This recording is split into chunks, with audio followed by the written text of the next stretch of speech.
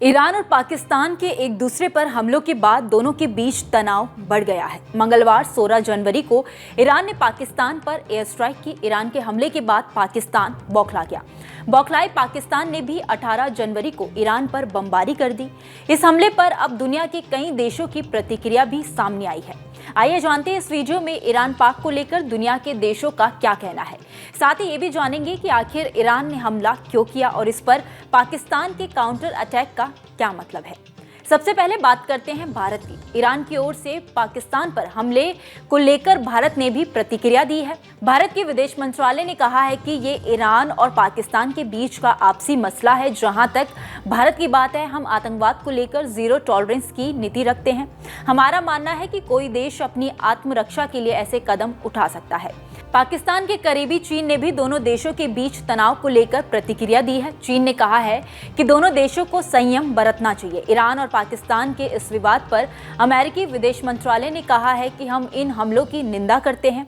हमने देखा है कि ईरान ने पिछले कुछ दिनों में अपने 3 पड़ोसियों की संप्रभु सीमाओं का उल्लंघन कर रहा है। एक तरफ ईरान इस इलाके में आतंकवाद का पनाह देने वाला देश है और दूसरी ओर वह दावा करता है कि उसने इन देशों पर कार्रवाई आतंकवाद से लड़ने के लिए की है। हमें उम्मीद है कि यह एक ऐसा मुद्दा है जिसे शांतिपूर्वक हल किया जा सकता है। इस पूरे मामले में बलूचिस्तान के चरमपंथी संगठन बलूचिस्तान लिबरेशन आर्मी की प्रतिक्रिया भी सामने आई है। बीबीसी की एक रिपोर्ट के मुताबिक बीएलए प्रवक्ता आजाद बलोच ने कहा है कि ईरान के कब्जे वाले इलाके में बीएलए नहीं है, वहां पाकिस्तान ने आम नागरिकों पर हमला किया है। बीएलए पाकिस्तान ने मासूम बलूचों को शहीद किया है। बीएलए स्पष्ट करना चाहता है कि पाकिस्तान और ईरान दोनों ने ही बलूच जमीन पर कब्जा किया है। बीएलए इनमें से किसी एक से मदद लेकर दूसरे से नहीं लड़ेगा। ईरान की सरकारी मीडिया इरना के मुताबिक पाकिस्तान ने जो हमला किया है उसमें 9 लोगों की मौत हुई है, लेकिन ये लोग ईरान के नागरिक नहीं थे।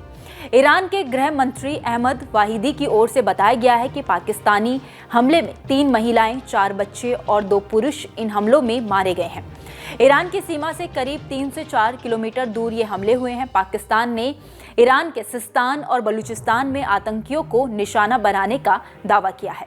पाकिस्तानी विदेश मंत्रालय ने कहा है कि जिन लोगों पर हमला किया गया है वो पाकिस्तान में खून खराबा करने वाले आतंकी थे। इन आतंकियों ने ईरान की उन जगहों पर पनाह ली थी जहां किसी का भी नियंत्रण नहीं है। पाकिस्तान ने दावा किया है कि उसके हमलों में कई आतंकी मारे गए हैं। ईरान पर हमलों के बाद पाकिस्तानी सेना का बयान सामने आया है। पाक सेना ने कहा है कि उसने बलूचिस्तान लिबरेशन आर्मी और बलूचिस्तान लिबरेशन फ्रंट के ठिकानों पर कार्रवाई की है। इस ऑपरेशन का नाम मार्गबार समाचार कोड रखा गया था। यह ऑपरेशन खुफिया जानकारी के आधार पर किया गया। इस अभियान में पाकिस्तान की सेना ने किलर ड्रोन, रॉकेट, विस्फोटों और अन्य हथियारों का इस्तेमाल किया। पाकिस्तान की ओर से यह दावा किया गया है कि उसने ईरान में पनाह लिए आतंकियों को निशाना बनाया है। साथ ही ये भी ख्याल रखा गया है कि आम लोगों को जान माल का कोई नुकसान ना हो। जिन ठिकानों को निशाना बनाया गया है वहां कई कुख्यात आतंकी रह रहे थे। पाकिस्तान की सेना ने जो बयान दिया है उसमें कहा गया है कि पाकिस्तानी सशस्त्र बल आतंकवादी गतिविधियों के खिलाफ पाकिस्तानी नागरिकों की सुरक्षा के लिए हमेशा तैयार रहती है। हमारा मकसद ये सुनिश्चित करना है कि पाकिस्तान की संप्रभुता और क्षेत्रीय अखंडता का सम्मान किया जाए और किसी भी दुस्साहस के खिलाफ सुरक्षा की जाए। मालूम हो कि 16 जनवरी की रात ईरान की ओर से पाकिस्तान पर मिसाइलों और ड्रोन से हमला किया गया। यह हमला बलूचिस्तान के एक इलाके में हुआ। ईरान ने कहा कि उसने आतंकी ठिकानों पर हमला किया, इसीलिए यह हमला किया गया क्योंकि ये आतंकी उनके देश में आतंक मचा रहे थे, उनके लोगों की जान ले रहे थे। लेकिन पाकिस्तान खुद पर हुए इन हमलों से बौखला गया है। कहा कि इन हमलों में 2 बच्चों की मौत हुई और 3 बच्चियां घायल हो गई हैं। पाकिस्तान ने भी ईरान पर हमला करने का फैसला कर लिया। 18 जनवरी को ईरान के कई इलाकों पर बम बरसा दिए। काउंटर अटैक के बाद इन दोनों देशों के बीच तनाव चरम पर है। खैर, दुनिया रूस, यूक्रेन और इजराइल हमास के युद्ध के परिणाम को झेल रहा है। अगर ईरान पाकिस्तान के बीच जंग शुरू होती है तो नतीजा बुरा हो सकता है। आपको क्या लगता है इस पूरी खबर को लेकर हमें कमेंट सेक्शन में जरूर बताएं। देश और दुनिया की तमाम बड़ी अपडेट्स के लिए देखते रहिए न्यूज़ नेशन का डिजिटल प्लेटफॉर्म।